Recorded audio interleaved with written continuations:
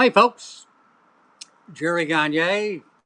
Our 15-minute show is going to be relegated to 13 minutes, but it's a sign of our lack of professionalism. No matter what we do, we try to get started early, and we end up getting up late, starting late. Most of you know, if you watch this show, we added this segment a few shows ago, and all it is it gives me 15 minutes or so to get up on my soapbox and talk to you, ask for your help. Maybe some subject is popped up since we last talked, and as you know, if you have questions about the show, send them in on Facebook, and we'll be answering those questions. We also have a very special guest, Dr. Paul Miller, one of the most well-known pigeon veterinarians in the United States, will be joining us from his home. So this is something new for us. It's going to be a split screen, and we hope it all works out. You'll be able to send in questions for Dr. Miller, and we'll answer them on the air, so to speak. I wanted to talk a little bit about, first of all, about why we're doing this. We've been doing this over a year now. I think we're 30-something shows in. And we've changed the routine here and there to try to make it better. Some of you folks have been kind enough to send in some suggestions, and we've taken those suggestions in almost every case, used them. We're going to have an auction after my show, or after the regular show. The show goes from 3 to 4, and then we have free pair of birds to auction off. The way that auction works is they go up the first of the week, and you can take a look at those pigeons if you'd like to see if you're interested at all. This week we have 3 pair of racing homers. It's kind of a unique situation, but these auctions are very dependent on you helping us by sending in quality birds to be contributed. And all of the money that we raise, and it's been over $10,000 now, goes into the Legacy Fund Trust, which is an arm of the National Pigeon Association. And we started this right around 2011, so it's been going on 8 years. And as in any new project, it takes a little bit of time to get a hold, so to speak, make pigeon people aware. And over the last 3 years, we believe we've raised as much as we did the first 6 years.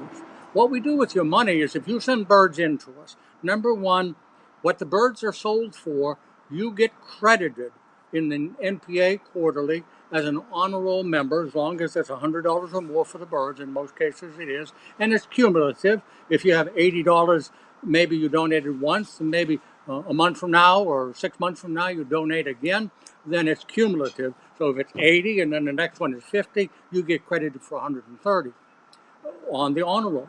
And your name will be listed in the quarterly magazine forever. Your name will be there, where you're from, and the kind of birds that you breed from. So it's kind of unique. All the money is invested. We never spend it, ever. It's not, we're outside, so it's got a little breezy, but the money is controlled by the trust itself, and we're finally at a point where we can accept requests for funding. When I say funding, if your club has an issue, has a need, no matter what it is, send in a request. And I urge you to send them in early. If you want to send in a request to help for funds, we must have it before October 1st. So you can send it in now. And what we need is there's a form. All you have to do is call the NPA. They'll send you the form, or go on the National Pigeon Association's website. They'll send you the form, and it'll ask you some questions. What do you want to do with money, and things like that. And then it goes to the NPA board. The board, if they approve it, then it goes to the Legacy Fund Trust Board of Trustees, and then we make the final determination, and if it's approved, we write a check. So if you have questions about the trust, I'm the chairman. I invite you to call me at any time. The easiest way to tell you to call Foys, because everybody knows that number, 724 in case you don't, 843-6889. And they'll give you my home phone. I'll send you out an application or answer any of your questions. Um, the request can come from individuals have a need. It can come from a club that has a specific function. Maybe we can finance part of it. Maybe you can finance the rest of it. It can come from individuals, clubs, anything that's related to pigeons. Not a specific breed, but pigeons' needs, questions, anything that you think that might be needed, we'd be very interested. And we're so proud of the fact that we now have invested nearly $80,000. So we're at a point now where we're actually going to be a force.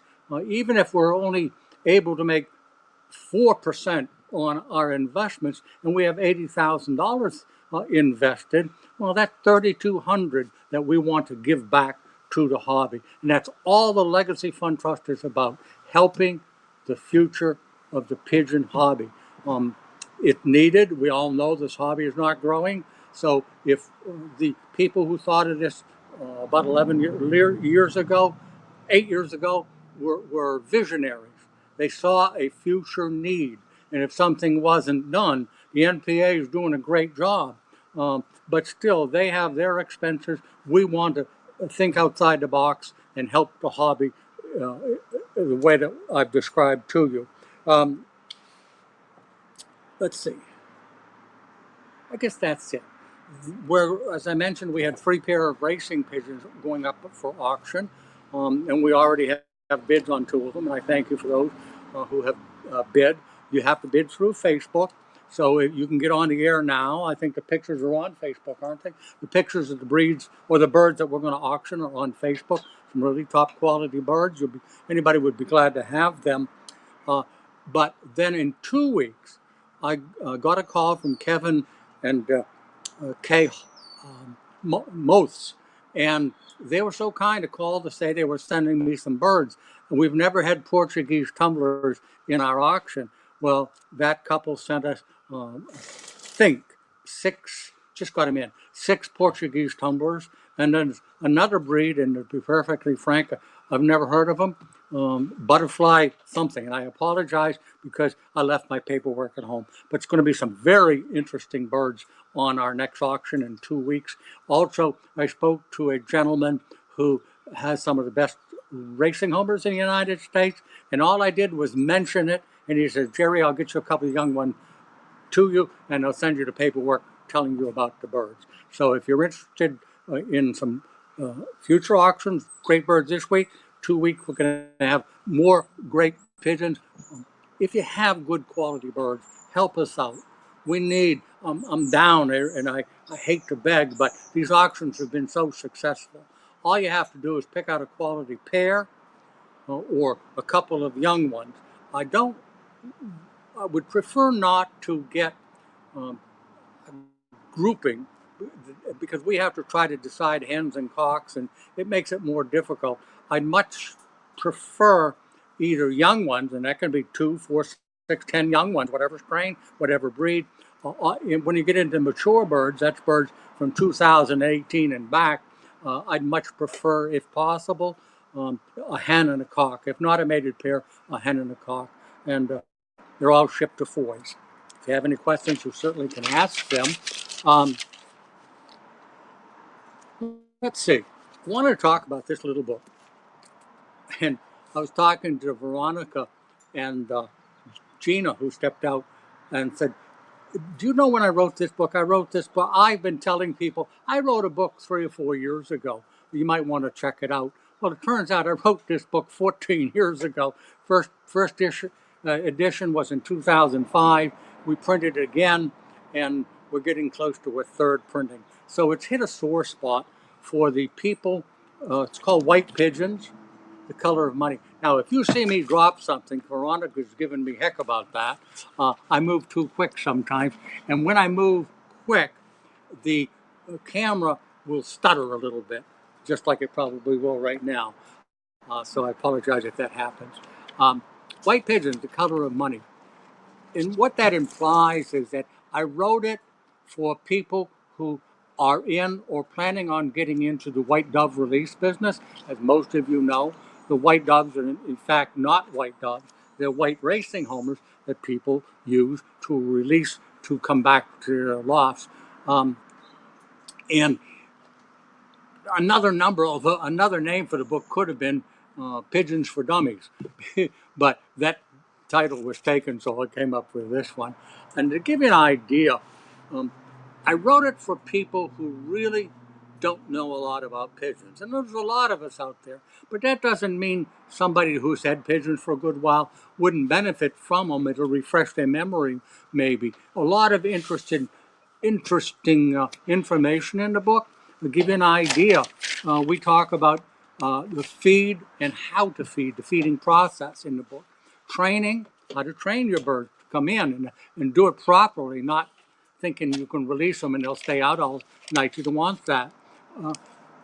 Tips on buying pigeons, breeding, how to breed. A lot of people that get into the business don't even realize maybe that the pigeons feed their own young. It's unusual. They think sometimes it's like pigeon eggs and they can hatch them out and the little baby runs off. It doesn't work that way. So we talk about the breeding, the male, the female, the banding, what to expect, when they can be weaned.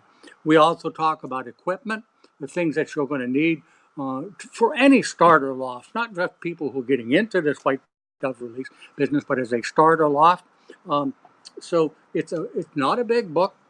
It's 46 pages, a lot of pictures in it. We put in as many pictures as we possibly could. And I'm trying to find pictures.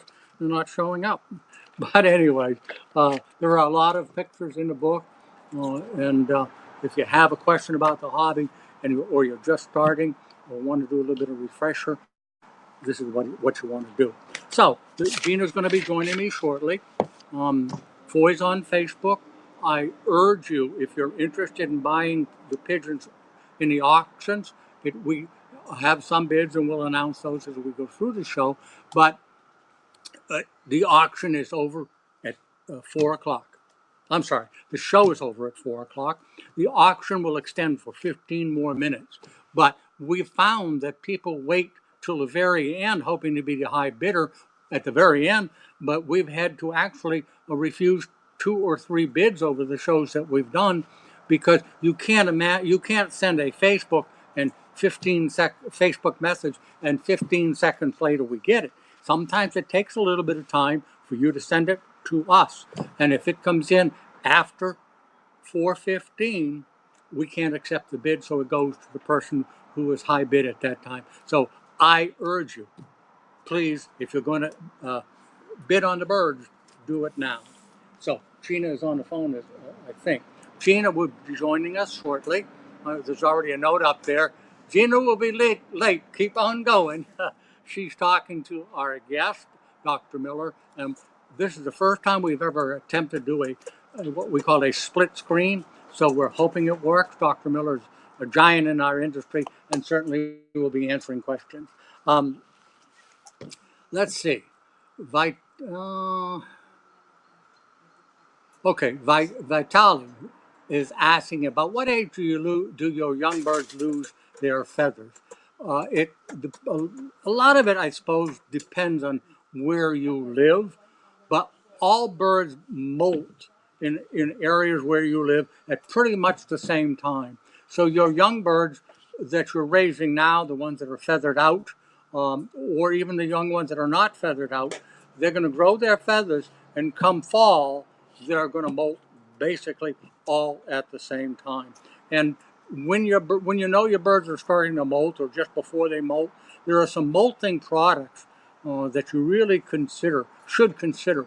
We sell them, other companies sell them, but it's added incentive to produce a glossy, soft feather, which is just so important, not just to a flying bird, but to any birds that are shown at local shows or at the big shows.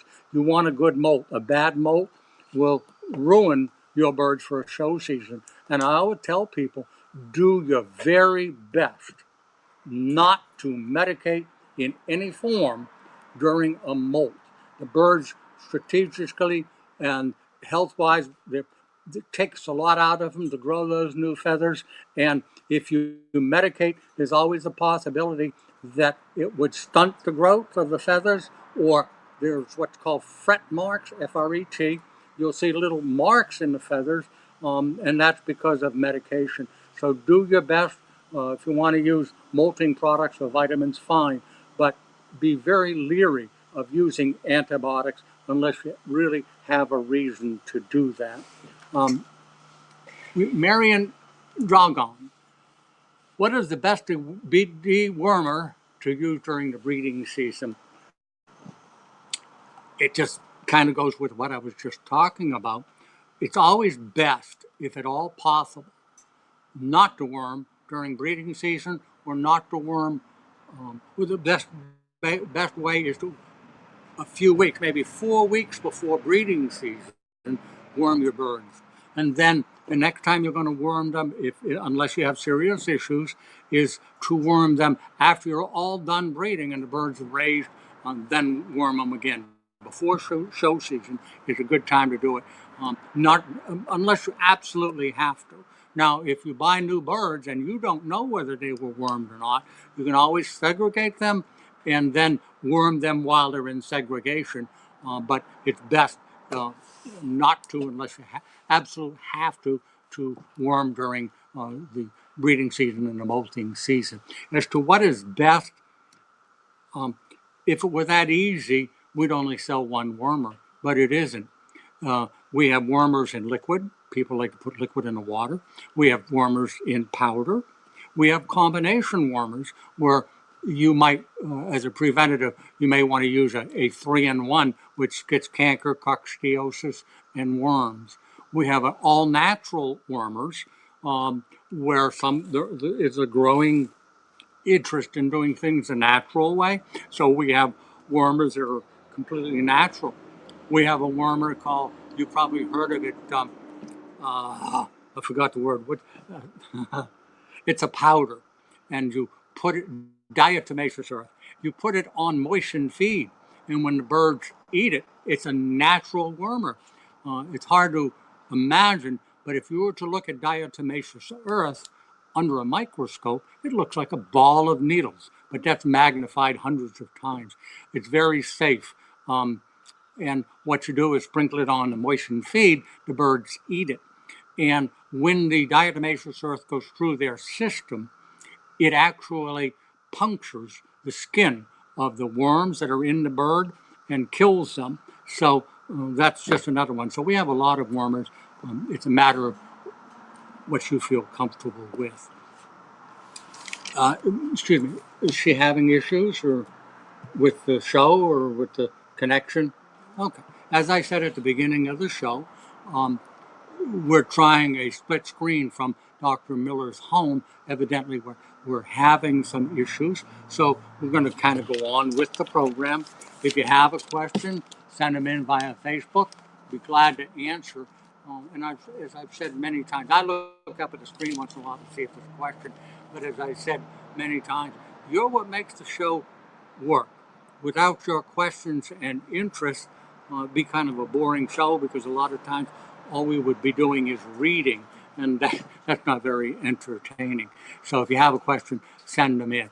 And then during the week, I'm retired from Foys. I'm still the owner, but I'm retired.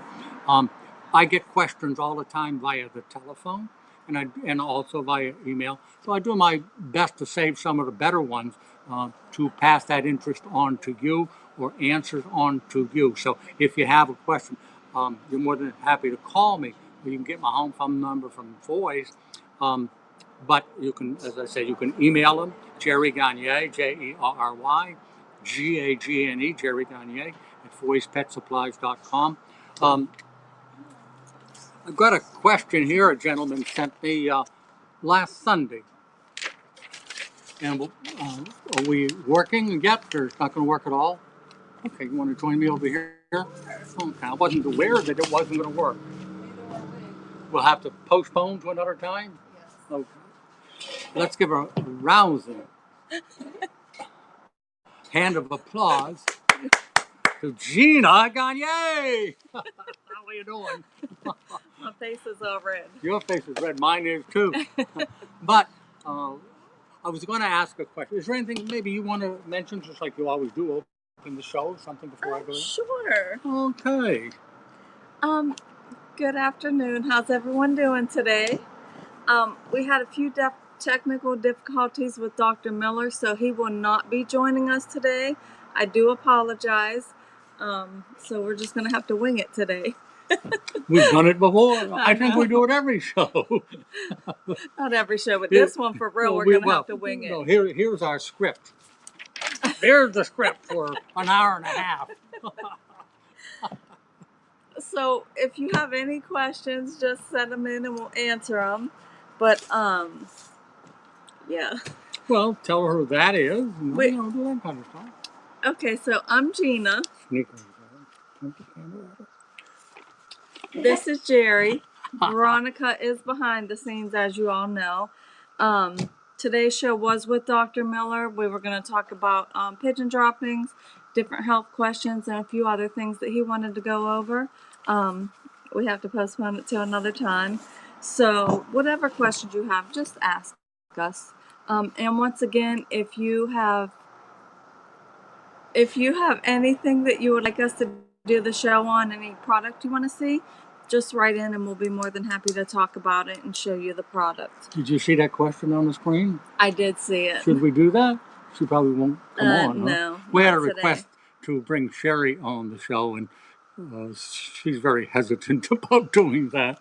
We'll talk her into it one of these So times. I do have to say, and I'm going to do this on air, he doesn't know yet, but the next show I'll be on vacation, so I won't be here. Maybe we'll interview the whole staff. Which is going to be June 28th is the next show. That's the next show, okay.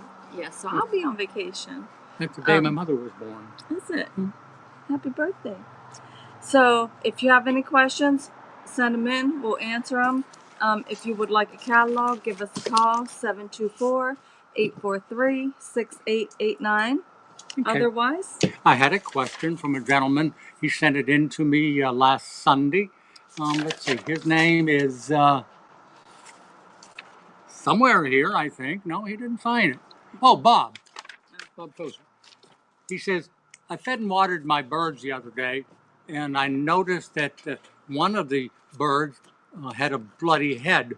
It had been pecked on its head, and he was very concerned. Ouch, my shoulder just went out. He was very concerned, what can he do or could he do for that bird? I've had them, and many of us have had young ones that have been scalped completely, and when you look at them, all you're seeing is skull. In this particular case, it wasn't quite that bad, but what happened is that bird must have got cornered in a nest box or in the corner on the floor, and a very aggressive male attacked it. Not much you can do about it. It's going to happen. So we have stuff here, but I said, Bob, just go to the drugstore. Turns out he had it in his medicine cabinet. Get some Neosporin. Clean off the wound as best you can with some soft cloth with warm water, and just to apply the Neosporin, and you'll find that pigeons heal very, very quickly. I do caution you, if it's a show bird, you may never show that bird again. Sometimes they grow back normal. A lot of times the feathers grow abnormally. It'll be perfectly good as a breeder, but in some instances you will not be able to show the bird if you do have a show bird. He didn't mention what breed it was. That's pretty much it on Bob's question. Oh, I've noticed that in his particular case, I did mention it was odd. It wasn't on the head; it was on his shoulder, on the shoulder where the feathers are here. But he was probably trying to slap the bird with his shoulder, the aggressive male, and that bird just kept pecking at him. Just jump in anytime you'd like. Did you do this question yet? Nope. Would you like to do this? Yes, one? please. Okay. Why are you told to remove grit when administering a cycling product? Would have been great if Dr. Miller was here, because that information comes from veterinarian. Cycline, Cycline. There are quite a few products, although the number is going down, that end in cycline. Many of us have heard of aureomycin. Well, aureomycin's name is chlorotetracycline. If it ends in cycline, take the grit away. There's tetracycline or other cyclines, doxycycline. Um, and what happens is they counter each other. If you put in grit with cycline, you're destroying the benefits of the cycline product, and the grit itself is not, because you've added antibiotics to it, it's not as effective, because you would never consider giving a bird grit with antibiotics in it, just like you would never give a feed with antibiotics in it. So the grit itself becomes contaminated. So that's as best I could do. And the person asking the question, if you want to ask again when Dr. Miller is on, or if you want to email me or call me, I'll call Dr. Miller and get what I feel is a better answer for you. Also, I wanted to mention Gina and I talked a little bit about the last show. We were basically disappointed in ourselves. We try to do the best job we possibly can. Uh, and I personally was not prepared to discuss all the different brands of feed and what's in them and so forth. So at a future show, we're going to invite one of the major feed companies to come in and discuss feeds a little bit more professionally than I did. Question? Oh, yeah. From Carrie Ann. Hello, Jerry. Thank you for answering all my questions and emails. Can you still give Ultra Pro during the molt? Yes. Yep. All that's in Ultra Pro is a really, really top quality vitamin in a concentrated form, and also a good probiotic. And if you read the website or the catalog information on the probiotics and vitamins, it'll tell you great benefit during the molt. So, Carl, Carrie Ann, I'm sorry, I look like an L. Carrie Ann, thank you. Her and I went back and forth yesterday on emails with some questions, and hopefully I helped her. But that's the kind of thing people ask questions. There's no stupid questions, it's just stupid answers, I suppose. But if you do have a question, why in the heck take advantage? You'll find if you call Foys and ask that question, many times you don't even have to call me. Kim's been with us 20 years or so. Gina's now entering her 11th year, 10th year. Sherry's been with us, I think, 12, 18? 13 years. And after 13 years of talking pigeons, the girls know what they're talking about. 13 years, 10 years, whatever it is. And the questions that you ask in so many instances are repetitive. It's questions we've heard before. And also, so you know, each one of the girls that take the calls have a book, a health book on their desk. It's something I write, and every time I get interesting questions, I add to it. So when you do have questions on pigeon health, and you call, whether it's me or talk to Gina or Sherry or whoever you talk to, be prepared to answer some questions. A lot of questions. Go ahead. We'll ask you, what do the droppings look like, meaning the color? Are they dark green, light green, brown, black, have blood in them? Are they slimy? Is it all clear? We'll ask, possibly by your question, we may ask, do they have a twisted neck, drooped wing, limp leg? Are they eating or drinking more or less? Have you looked inside their throat? If there's any white cheesy or yellow slimy in there. What else? You're doing great. Sometimes you may want to ask, are we talking about breeders? Are we talking about young ones? It has some bearing. And even with me, I'll occasionally ask what breed it is, because in some cases, those breeds have particular needs.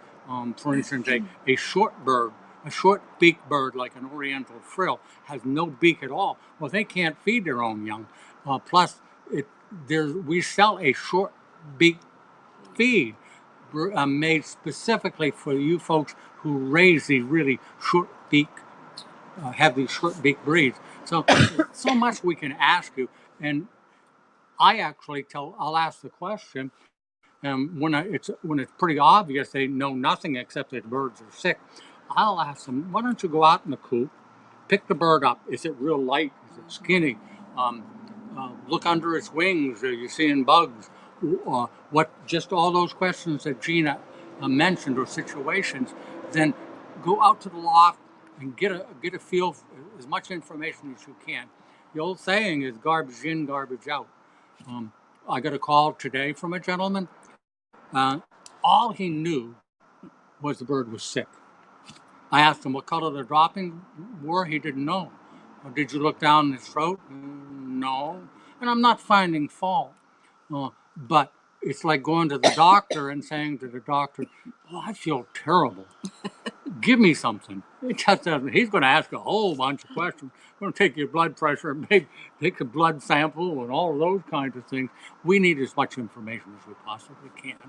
Keith Wilkinson. He said he tried to call you about the book Feed to Win Part 1. Did you find it at home? I did not. I went through every book I've got, and I've got Feed to Win 1, but I do not have Feed to Win 2. That's what he's asking, Feed to Win 1. Oh, no, I'm sorry. I don't have 1, I You have 2. Yeah. And I don't. Sorry, Keith.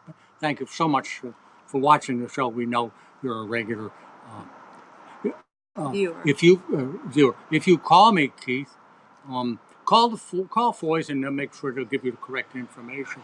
I can give you, maybe you know him. His name's Art Clarke, Clarke. He's a collector of old books. He may have it. Lenny, what's Lenny's last? Lonnie Medford? and Medford. Lenny Medford was a huge book collector, and he passed away last year. I'm not sure what's happening, but his son Lonnie is a pigeon person. So if you could get a hold of the NPA and ask for Lonnie Medford's phone number, he's the junior chairman of the junior committee, so he might be able to help you out too. Wish I could have helped you more. Back to the when you call with health questions when the birds are sick, a lot of times spouses or significant others call for you, and we're going to ask them all sorts of questions. So it might be wise to tell them everything that's going on, so when they call, we can answer the questions. Otherwise, we won't be able to answer their question or help them. Mm-hmm. So always pay attention to the droppings. Always pay attention to the bird itself, how it's eating and drinking. If you know it's sick, separate it. Put it away from the other birds so you can watch it. You can see if it's eating and drinking. You can see the droppings, and you can see if they're losing weight and what's really going on with the bird. Earlier, I mentioned that we really appreciate your taking the time and maybe making suggestions that make the show a little bit better. With us, this is our show. We don't have to go to the network bosses to ask them what we can do. We can change anything we want to change. Gentleman sent Gina this a while back. Let's see. His name is Dean. He says, I wonder if I could make a suggestion to Jerry's health tips. It would really be helpful if the treatments described include a picture of the item or item number from Foys. That correlates with the suggestion. I know it may seem self-promoting for you all, but it would really be helpful to the user that's using that booklet. Tell them a little bit about that little health book. We don't publicize it. It's not even in the catalog, is it? No, but it's on a website. We have talked about it several times on the show and showed it, but like Jerry was saying earlier, anytime he gets a question about health, he'll write it down and put it in the health book. We've sent several people have ordered it. We do sell it for $10. It's just a paper copy, but it is a lot of information. Is it bound in any way? I don't even know. It is. Okay. Yeah. and we're always adding to it. So every time we get emails or phone calls about health questions, we add to it if need be. You have a message up there for Keith, from Keith. Go. Go Pittsburgh Ravens, Bill. Keith, you just won't quit, will you? We always got a hater out there. They're everywhere. But there's more Pittsburgh Steeler lovers than haters. So I know you're an undercover Steeler lover. It's okay. Okay. Fine. Here's a, once again, this show is dependent on you. Send in your questions. And it continues to amaze me. The highest number, what do you call them? Views? What Views. The highest number of views we've ever had was over 100,000 people. 103,000 people viewed this show at one time. Last week, we had 82,000. Yes. Yeah, over 80,000 pigeon fanciers. And I know the hobby. Dr. Miller's connected now. Pardon? Dr. Miller's now on. Oh, we can put them on? Are you ready? Yeah. You ready? Before, let me just finish that. 82,000. It tells you the hobby may be dying, so to speak. But God, when you can pull in 80,000 people from around, mostly around the United States, although we do get calls from all over the world. In fact, we had a little bit of a mix-up.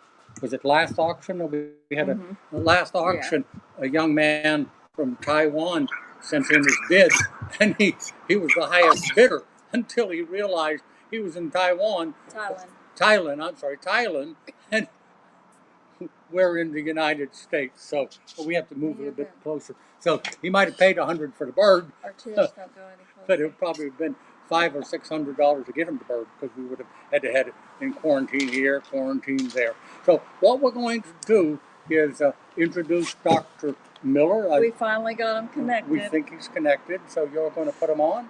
Veronica, let's do it. He's on. Oh, he's on. He Hi, can Dr. see us, Miller. but we can't see him. Hey, Paul. Hi, Jerry. Sorry, I'm late. We can't hear him either. Okay, we're trying. You can't hear Want me? me to just keep talking? I'm good at that.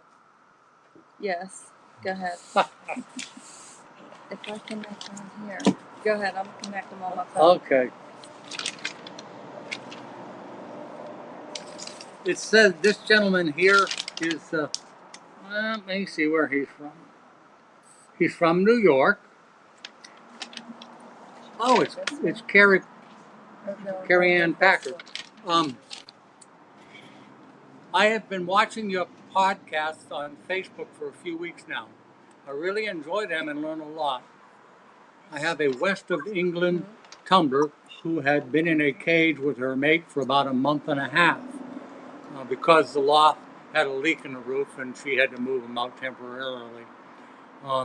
She has been acting kind of goofy for a week or two now, but when I feed them, she throws her food up behind her and throws it all over the place and over her head. I've had some people tell me it was from boredom, from being a very small caged-in area. They have been moved to a new loft today, but I wanted to see what you think. What happened on that bird is, based on what she's telling me, the bird had paratyphoid. Some people call it salmonella. There are various treatments. Paratyphoid is pretty much an epidemic in the United States. So many people call in, and the symptoms are so varied that it's very difficult for us to necessarily diagnose it over the based on conversations. But how are we going to do this? Do you have any idea? Can you hear me now? Can with Dr. Miller? Yeah. Well, first of all, hi, Paul. Hello. Can you hear me, Jerry? I can hear you. Yeah, speak up as loud as you can, but I can't. All right. Am I talking too loud or not loud enough? What? We've kind of holding the fort, hoping that you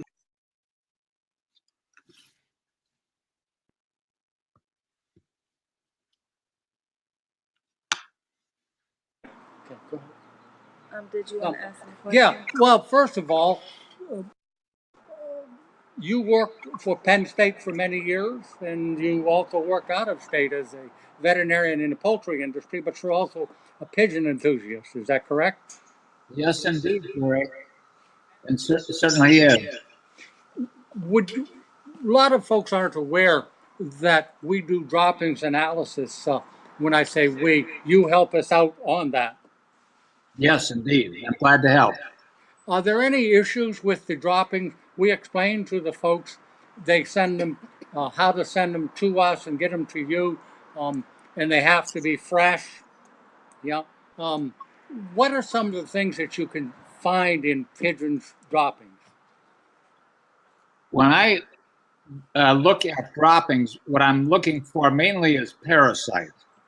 And the way I find the parasites is by looking for their eggs.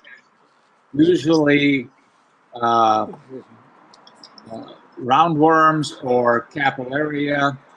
I also find coccidia. Hmm? So coccidiosis is another thing I Yeah, okay. find quite We weren't. often. And beyond that, I can also find incidental things such as yeast. This time of the year, I'm finding a lot of pollen in the droppings, mainly because the trees are pollinating and the birds are just breathing it in, and it comes out in the droppings. But I can also find yeast. Yeast normally gets into the crop. It's not a big deal unless you're near some source of continued infection. It gets to be one of these deals where you treat it, it clears up, and then it comes back. So the environment is continually contaminating the bird.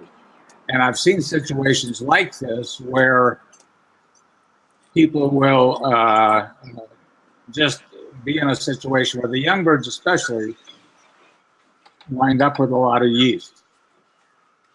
Beyond that, Paul, I wanted to talk to you about I talked a little bit about earlier in the day about this, a very kind of mysterious situation where a man was pulling his hair out, so to speak. This has been going on nigh on to 3 years, and what's happened is he can hardly raise any young ones at all.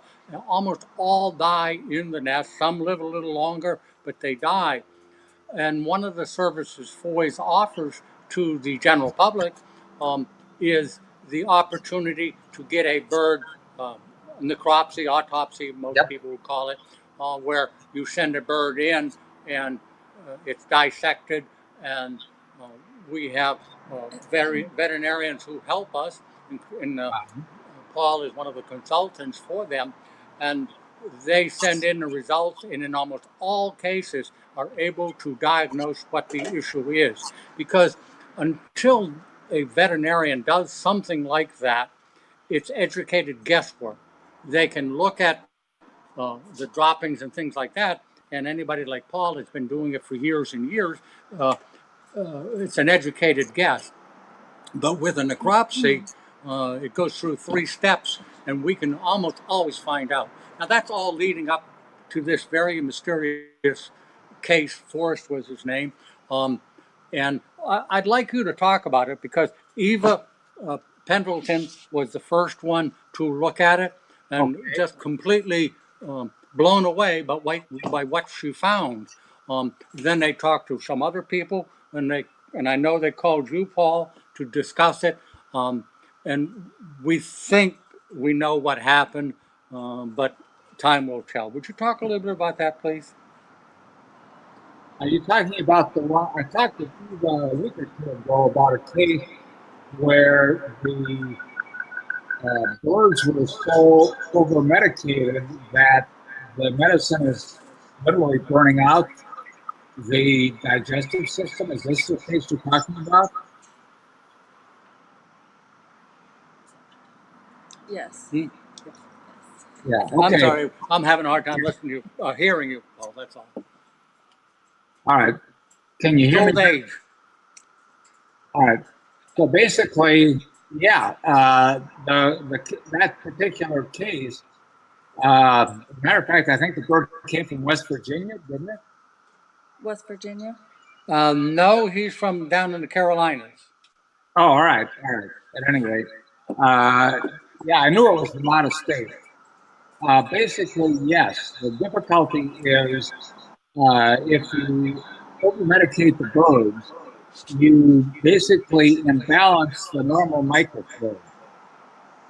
My recommendation is when you get into these situations where you're medicating and giving them various additives, especially in the water, I would recommend always giving them, after you give a treatment like that, always give them plain water and then give them probiotics.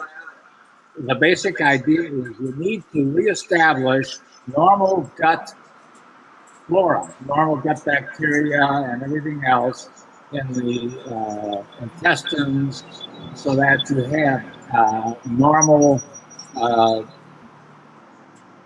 symbiosis, normal health and cooperation from the natural bacteria which normally would occur in the pigeon intestine.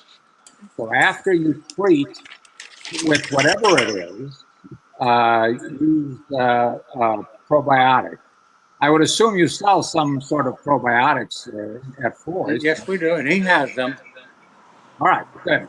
At any rate, yeah, there's a half a dozen different varieties, and most of them are very good. The poultry industry uses them, and again, you use them in situations where you need to reestablish normal intestinal bacterial balance.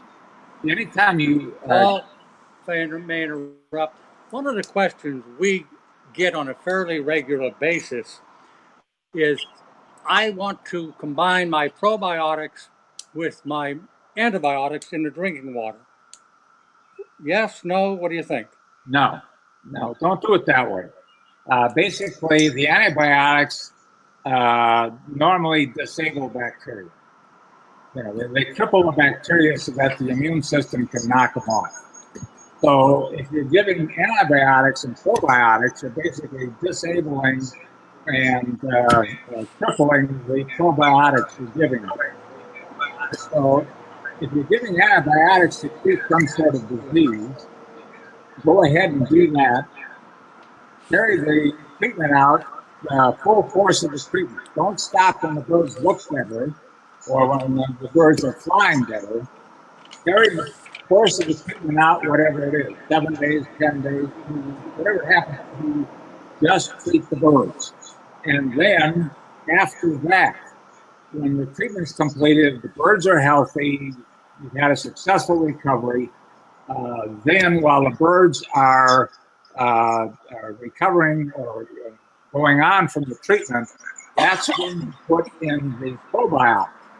So basically, you kill the bacteria that's causing the problem, and then that's obviously going to have a side effect of upsetting the gut bacteria. So what you need to do is come back in after the problem is solved, after the problem bacteria are out of there, and then reestablish the normal bacteria. So you do antibiotics first, then you do probiotics. Run the antibiotics. Gentleman sent in. Go ahead. Okay, Paul, gentleman called in or sent in a question earlier. I answered it as best I could, hoping that we would get you on the air. The almost all of our medications that end in cycline, like tetracycline, chlorotetracycline, doxycycline, we always add a bit of a note at the end of our description. Do not or take away the grit when you're treating with a cycline product. Um, is that the case, and would you have Yes, any idea why? yes, indeed. It has to do with the chemistry of the medication itself. All of the tetracycline, minocycline, doxycycline, chlorotetracycline, as well as just plain tetracycline, basically have a chemical structure which binds calcium. And the reason you have to take away the grit is grit's obviously a calcium source. And the reason you take away the grit is so that you don't wind up with the grit interfering with the antibiotic. The grit will basically disable or chemically block the antibiotics from working. So what you need to do when in any form at all, whether it's in the physical oyster shell grit, or whether you're mixing calcium in with pellets or anything like that, whenever you're using any of the tetracyclines, and that's a specific class of drugs, tetracycline, specific class of drugs, do not use calcium.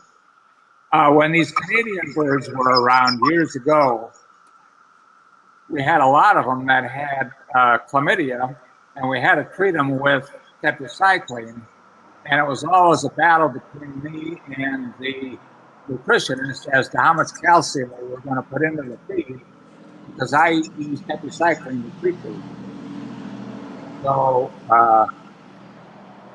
whenever you do antibiotic treatment, you have to take away the grit. Or went with tetracycline. Whenever you use tetracycline treatment of any of the classic tetracycline, you have to take away the grit so that the tetracycline will not be blocked by the calcium. Then obviously afterwards you have to reestablish the calcium. Also be very much aware that when you're dealing with young birds have a very strong need for calcium. Both calcium and vitamin D are necessary for normal growth and development. So when you're doing treatments like this, be aware that there may also be an inadvertent calcium deficiency in the birds.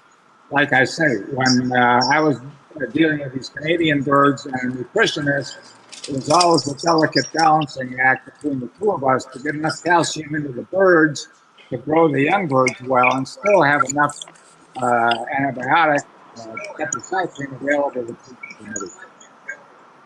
Does that answer the question?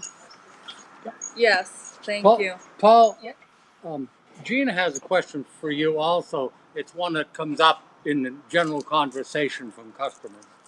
What's the benefit of a prebiotic? A prebiotic basically is chemicals that will support a probiotic. So you can give a prebiotic along with a probiotic. Prebiotics are something fairly new. They're chemicals that are coming in now, again, to support gut health. It's turning out that things like feed conversion, the amount of energy you can derive from feed, obviously performance in racing, things like that, all have to do with the efficiency of the gut and its ability to extract maximum nutrients from the feed. A prebiotic is basically chemicals which support that function in the gut and also support the probiotics that you use along with them. Well, Gina's got another question for you, Paul. Yeah. Can you mix them with the vaccines? No, can you mix the two vaccines? Oh, the two vaccines. That's my question. And I'm sorry. What I wanted to, we neglected to mention that Dr. Miller and Dr. K were the two veterinarians who formulated the only vaccines for pigeons made in the United States. We're aware that there are vaccines that people are importing from overseas. We question the benefits of those because they're supposed to be sent cold. And how do you send something from Belgium and get here cold? But we wanted to know, people ask us, can you mix your two vaccines together, the KM1 and the PMV? Yes, you can.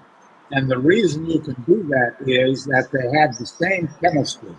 Basically, when you're dealing with vaccines, what you have to look at is not only the antigen in the vaccine that's going to produce the immunity, but you also need to look at what's the underlying chemistry of the vaccine and how will it interact with other things you're planning on doing. And the two vaccines that we have both use the same adjuvant, so they can be mixed in the same syringe with no problem. It saves you a lot of thick, it reduces one from two injections down to one if you're handling the birds to vaccinate them. Other vaccines, this may or may not be true. You have to be very careful when you mix vaccines together for exactly this reason. Even if the antigens are correct, the underlying chemistry of the vaccine may be different. And one thing you should never do is mix a modified live vaccine with a killed vaccine, because whatever in the killed vaccine is going to kill the modified live, and then you can have a vaccine. So the two that we have out, the PMV and the salmonella, can be mixed in the same needle, and generally saves you a lot of handling of the birds. If you have two people, one can load the needle and the syringe, and the other one can be catching the birds. Does that answer the question? Yes, thank you. Paul, we're going to let you go. We've got about a minute or so. Um, and then we have to do some auction and some other things. I sure would like to bring you back sometime in the future because we know you did this at kind of short notice, and we really do appreciate it. The reason And I keep looking down there is I can see Paul on um, Gina. Gina's phone, so that it's a habit. Trying to look at Paul and talk to him. Thanks an awful lot, Paul. We do appreciate it. basically, I'm glad to do this. And again, I must apologize for being late. It took basically I had to go out and download some software from Google to make this connection, as well as Gina is now my friend on Facebook, I gather. At any rate, We'll see you, Paul. Thanks again. for all that, Thank you. I'm sorry I was late. Take care. Okay, that was Dr. Paul Miller doing this. He was doing the show from his home in the Harrisburg area. Um, this is our first attempt, and we did a little bit of stumbling, but it was so nice to him to stick around, and hopefully we would be able to get this going, and it'll get better as time goes by. I'm hoping to have Dr. Both also on in the future from um, South Africa. The three of us who do the show have discussed also. We're going to make attempts to bring in breeders of a specific breed to discuss the breed. Now they can do it from home. Um, it might be a 15-minute segment where somebody raises Portuguese tumblers, and we might bring you on and show you what a Portuguese tumbler looks like, and hear comments about breeding and those kinds of things on his particular breed. We're back live now, well, I shouldn't say we're back live, but if you have questions, we're more than happy to take them via Facebook. I can tell you when this show, when it's over, goes on our website, and I'm going to be home watching this show because sitting here, you may hear the traffic in the background. Um, the girls tell me I have a hearing issue. I don't believe that. I just don't think people talk loud enough. But anyways, I want to watch the show too. Some really good information from Paul. We do have a Ask Anything question. Okay. From Mark, if I were to place an order, what is your preferred way of shipping? Hopefully you use FedEx. Well, Mark, that would be the customer's choice. We ship through the post office, FedEx, or UPS. So normally we let the customer choose that. A lot of times we'll tell them what's cheaper, and most of the time they choose that. Unless they need it quick, then we'll offer a different way of shipping. So, Okay, so we're accepting question. I would mention Veronica, the bids on the birds, we have a young pair of pedigrees. Those are $170 right now. So we'll show you at the end of this segment at 4 o'clock. We're going to show you the pictures of the bird. But if you want to see what's going to be on auction site and they're going to be sold today, all you have to go to our site and you can see the actual pictures of the pigeons themselves, so that you can Facebook your bids in. But as I said earlier, don't wait. And keep in mind, we cannot ship out of the U.S.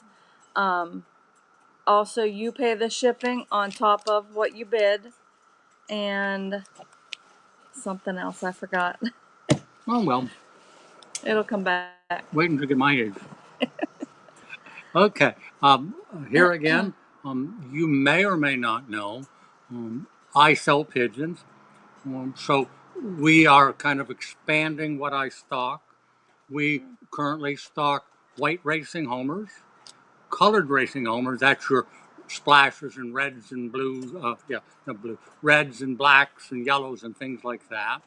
We sell young race quality birds. If you want to race those birds, they've never been out. We have those available. Did I mention rollers? No. I have rollers in all assorted colors that are really good quality rolling birds. The third one is Gina's already aware of it because they're on our site, but a lot of people don't know because they're not in our catalog. We now make available the white utility king. And if you know anything about utility kings, they're raised as meat pigeons. It's not the adults. You buy the pair, and they raise young ones, and the young ones are what we call squab, and those are, I'm told, delicious. I've never tasted pigeon. I just don't know how to butcher them. So if one of you folks want to butcher a pigeon and send me some meat in a plastic sealed bag with an ice pack, I promise you, I'll eat them and tell you what try anything. I'll try any kind of food. I like to try different things. I did find out I do not like Japanese food. I like Chinese food, but I tried some. And what's the other one? Begins with T. Taiwan? No. Thai. Thai food. Ugh. I love Thai food. She likes it. Hi. All right. 724-843-6889 is Foy's phone number. We are hoping to do the split screen again. Maybe in the future, the next show. We really haven't talked it through yet. But your phone's ringing. is it? Yes. But I can't hear it. Well, everybody else can. Oh. We need a sign for him to start the show. Turn your cell phone off. It's one of my grandchildren. But I have 27 grandchildren and 14 and counting great grandchildren. Wonder if I'll live to see a great. I think it's possible. How old is my oldest great grandchild? That would be Trey. 13. 13-year-old. Brian. Wow. Brian or Trey is older. Yeah, I don't really know. Anyways, back to the show. Oh, back to the show. Go ahead. I forgot. So back to the pigeons. Please, if you bid on the pigeons, please call us and pay for them. The last show, I think we had 2 people that didn't pay. So if you don't intend on buying the birds, please don't bid.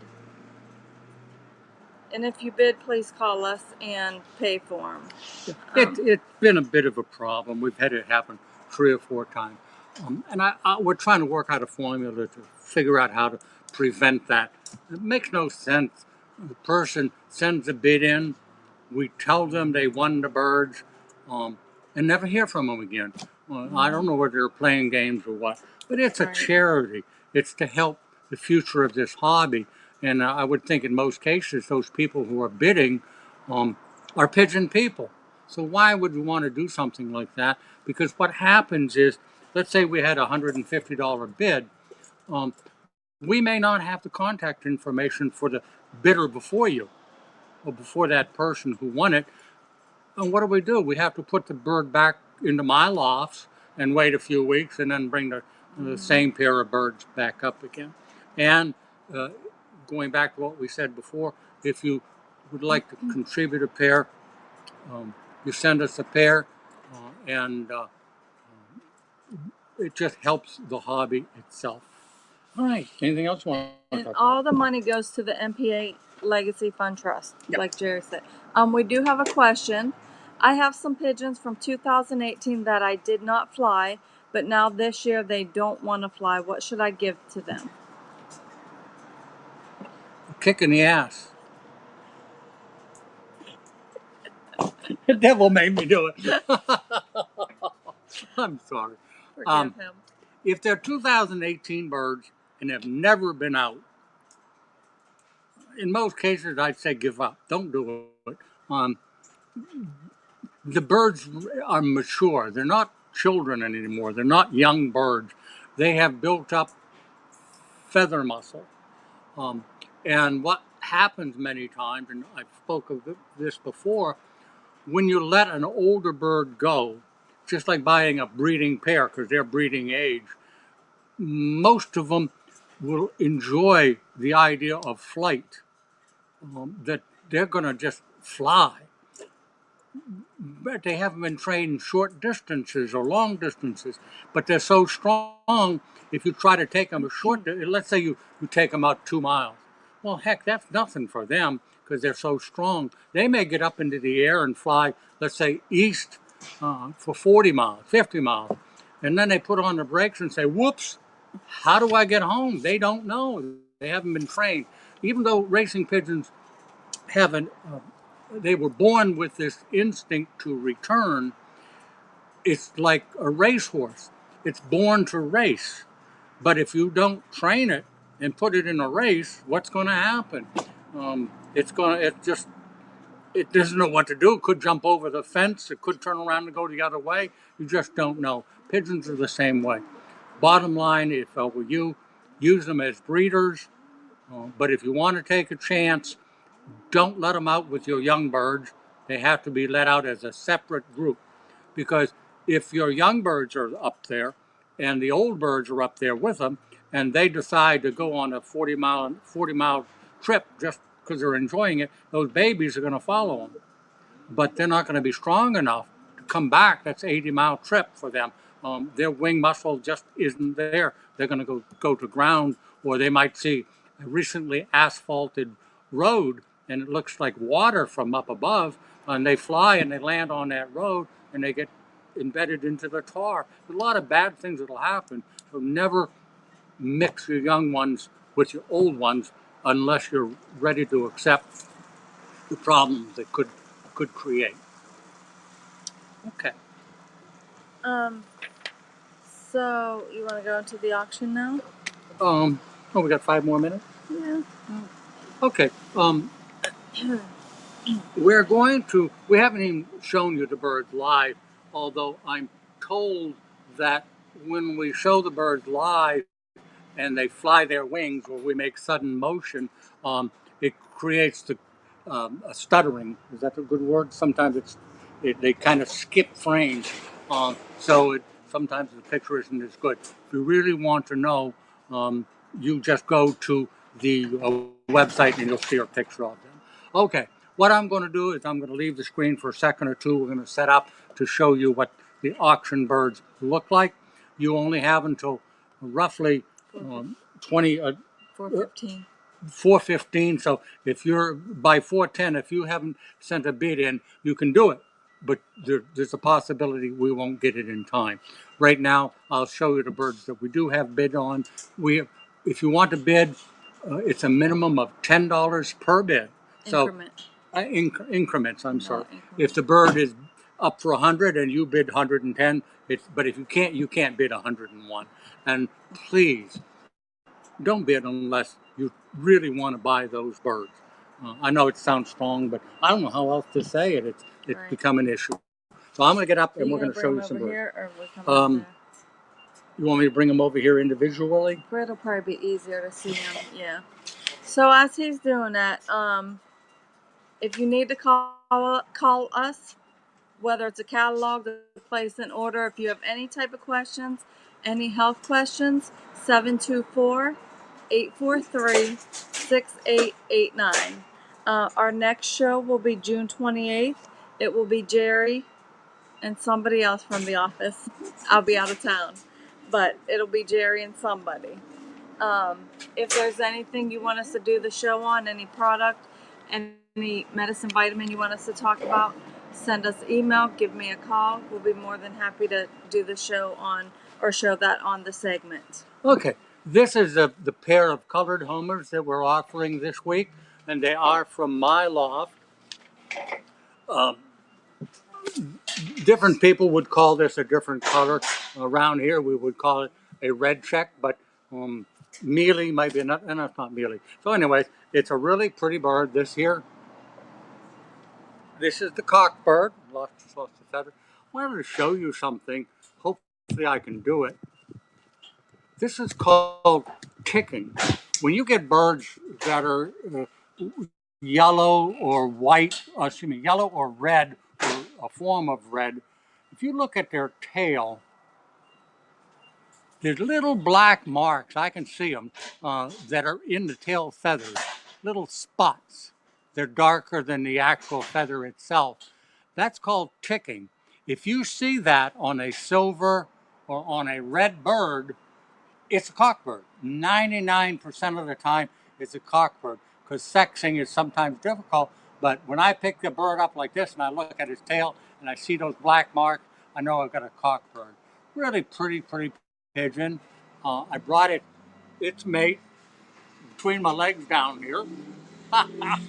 This is its mate, similar in color, so that you'll be sure that you're going to get some colors similar to the pair. Now, this little bird, there's no ticking at all. The same colored tail, but no little black marks there at all. Now, I know the tail feathers look a little rough.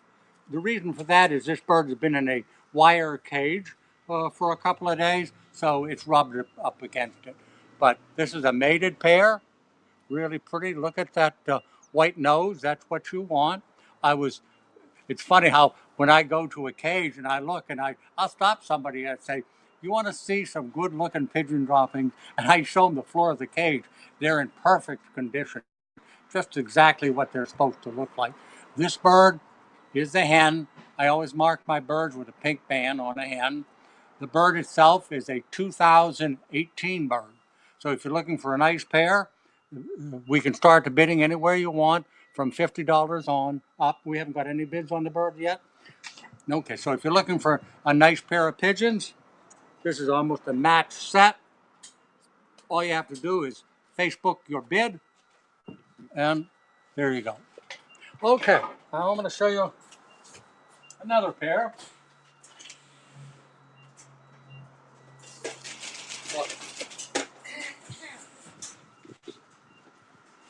All right.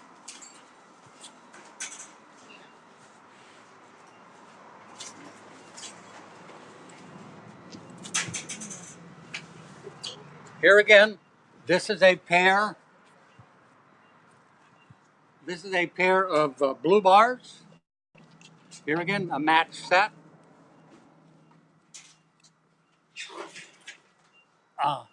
This bird is a 2018 bird, and the band says it's GNEO.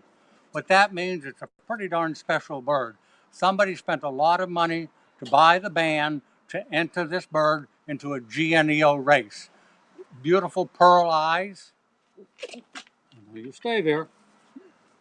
Next time I'm going to have an extra cage. Okay.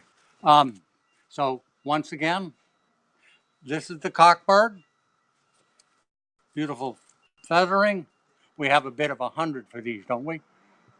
You, no, 170 is those, but 120. All right. So if you're interested, it's $60 a bird. That's pretty darn cheap. Then you pay the shipping, of course. So this is the cockbird. Get the hen. She's a 2018 bird, and it's IRPC, which means if I remember right, International Racing Pigeon Club. So two birds that were bred for a specific race, and we made them available to you. So if you're interested, we have a bid of 120. You said 120. So 130 we'll take the pair home for you, and we'll ship them out next Tuesday. And the way the auction works is after the auction is over, we're at 4:02, so you have about 10 more minutes if you want to bid. If you bid $50 or more, this pair is going to go. They're from my own personal loft. Pardon? Oh, I'm sorry, 120. I'm sorry. The other one was 50, yeah. So these were right out of my own loft. When I say my own loft, there are birds that are available for sale. There are birds that I have that are not available for sale. I want to keep them for my own breeding because of their excellent background. So this pair is from that section where I normally don't sell them. Okay.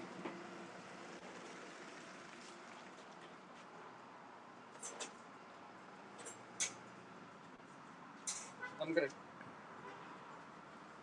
I'm going to bring the last two birds up, but they're a pedigree pair of racing homers, and these are from Bill Searchick, from his loft. They're, they're from the Geltz, Geltz family. And in looking at their pedigree, one of them, Hofken, Kofken, and Jansen. Jansen's the longest strain of um, a very, very old strain of racing pigeons.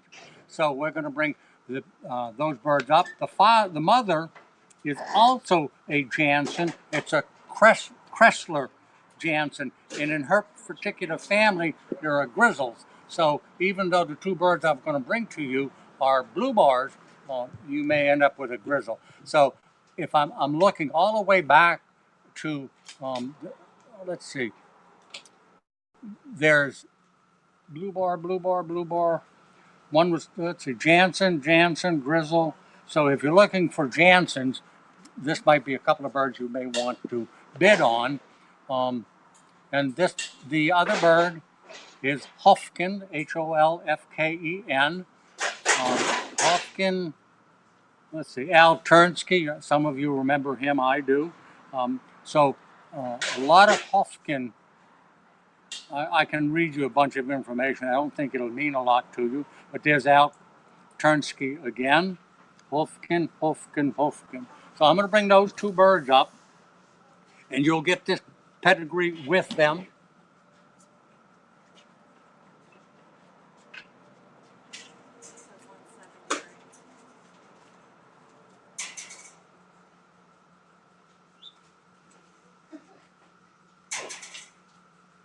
Is it 170? Partner 170. Okay. Now these are two young ones from these pedigrees that we mentioned. Both blue bars, both of course 2019 birds. We don't know whether a hen and a cock. We just don't know. Um, but what I will do is, if you decide you want to buy the birds at 170, if 10 more dollars would get them to you for 180, cost the same to ship whether you spend 100 or 200. The shipping's the same. But the advantage of these is you can fly these. They're real young, just recently out of the nest, just gorgeous feathering. So if you buy these, you can train them. They'll always call your place home, and they might end up being a hen and a cock. You see how this bird is breathing? It's breathing with its mouth open. That's nothing to be concerned about because it's hot here, and the birds are in a building, so they're. A lot of you may not know, but an open beak is a way a pigeon sweats. They can't sweat through their feathers, so if they are hot, they breathe through their mouth to help cool them down. 170, you've got only 4 more minutes. If you're interested in a great pair of pigeons, anybody should be happy to have these. And if you want more information after you buy them, I can even let you talk to the breeder, Bill, who offered these to me just for the auction to help the future of our hobby. As I mentioned before, and Gina's mentioned, all of the money we raise is invested and never spent. Then that money grows through earned income, and we take that money and help the future of the hobby. None of it goes to Foys Pigeon Supplies. It all goes to the National Pigeon Association Legacy Fund Trust. So I'm going to put these birds back. But like I say, if you wanted to go online and see the picture, they're already, as young as they are, just a real nice body on them. I'd be proud to own those birds. I wish I could buy them. I'd put them in my loft.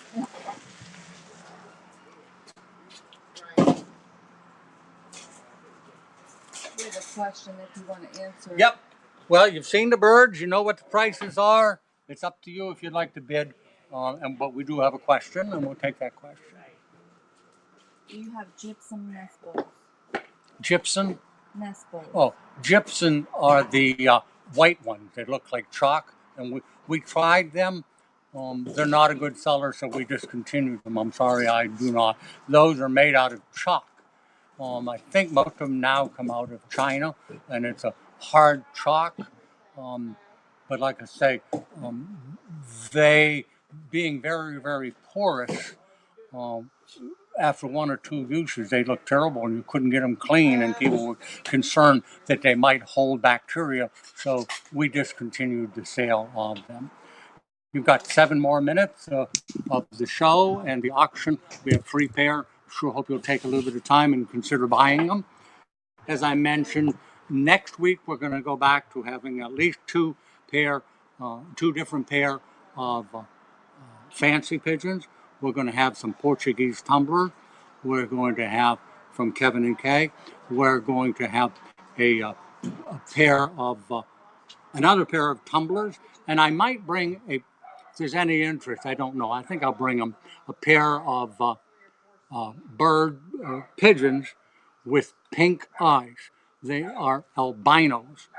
They're not a breed of pigeons. They're a Dr. De Gregorio dabbles in raising albinos of different kinds, and he mixes and blends. They're a flying breed.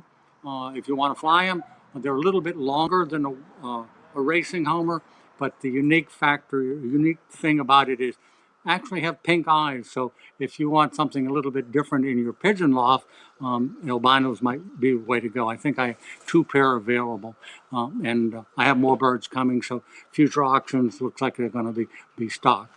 If you have a question and you need me, I'll be here for a few minutes after the show. And Foy's number is 724-843-6889.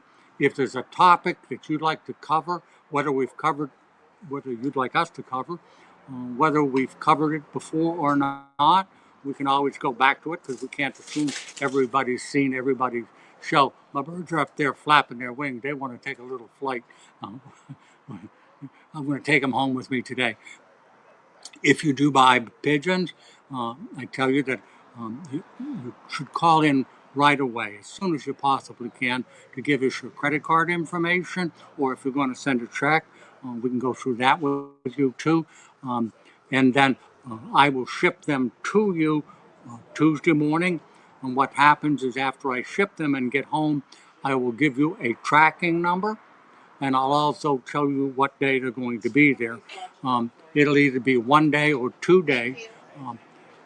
And sometimes I'll call you and tell you it's a 1 day delivery, but they might have missed a flight because they go by air mail. And sometimes it goes into the second day. But one of the advantages of having that tracking number is you can actually get online onto the U.S. Postal Service tracking and type that number in, and they'll tell you exactly where they are. They left Pittsburgh, went to Cleveland, or went to Detroit, or went to Los Angeles, and then they're going to download them and deliver them to you or ship them on another plane. So I've been shipping pigeons for years and years and years. Over those many years, I've lost 2 pigeons. One, the birds were sent to Puerto Rico, and it took 6 days to get there. 6 days with no feed and no water. Those birds all arrived alive. One did pass away the next day, and then I guess we get so many people worried we do this every week, pretty much every week of the year, with no issues at all, and that you're paying to get them delivered right to your door. And it's pretty darn quick. Well, I think you might have we have 3 more minutes, so if you wanted to try to get a bid in, you're more than welcome to do it. I thank you for those folks who have supported it. Think of it this way: you're buying a pair of pigeons and making a donation. That's the way to think of it. Just like we watch educational TV and they're always asking you um, to pledge. Well, this is sort of that way too. We're asking you to help this great hobby. If you would like to see pigeons in the future, this is one of the things we're going to do. In the years to come, when we get even more invested, we'll be able to finance some really big projects. We've already financed a video, mostly for beginners or children to show at schools and things like that. We help pay for that, and we've helped pay for cages for the NPA to have room to expand, and some of our cages were really beat up and bent, and so the NPA, they of course they paid part of it also, and we were able to use that money to do it. And as I said when we started, there's a form online, National Pigeon Association. You get online and find Legacy Fund Trust, and there's a form. If you're a club or you're an individual, or for whatever reason you need some financial help, it's there's a form to fill out. It's really easy to do. You send it to the NPA. All the instructions are with it. The NPA board will go over it, and if they feel as though it's a deserving project at that time, they'll send it on to Foys, where I shouldn't say Foys, they'll send it on to me, and I'll have a board meeting, a trustees meeting of the Legacy Fund Trust, and at that time they will have received the request. Everybody would have read it and kind of looked it over, made their mind up, and then at a special meeting, what we'll do is vote on it. So pretty much, yeah, less than a minute. Thank you very much. We'll see you in 2 weeks, the 20th. Is that right, Gina? The next show is the 20th. 28th. Gina will not be here. Is that the case? So I'll be winging it unless I can talk. And maybe I'll bring in a couple of guests. Jerry Gagne, Gina Gagne, Veronica Burnsworth. Veronica is the trapping king or queen of Foys. If you've got an animal needs trap, you call her and she'll send her husband right out there and catch any animal that you might need caught. Thanks an awful lot. The people who bought the birds. The blue bar, let's see, that was a pair of young birds, Pavis Rosa, $170. Please call the store right now, 724-843-6889, so we can get your shipping information and address. And Juan Rangel, Rangel, bought the pair of blue bars from my loft. He's going to be very, very pleased with that pair at $120. Now, on top of that, you'll have to pay shipping and the box, but normally it's $80. We reduced that to $60 to make it more attractive. Thanks an awful lot. Bye now.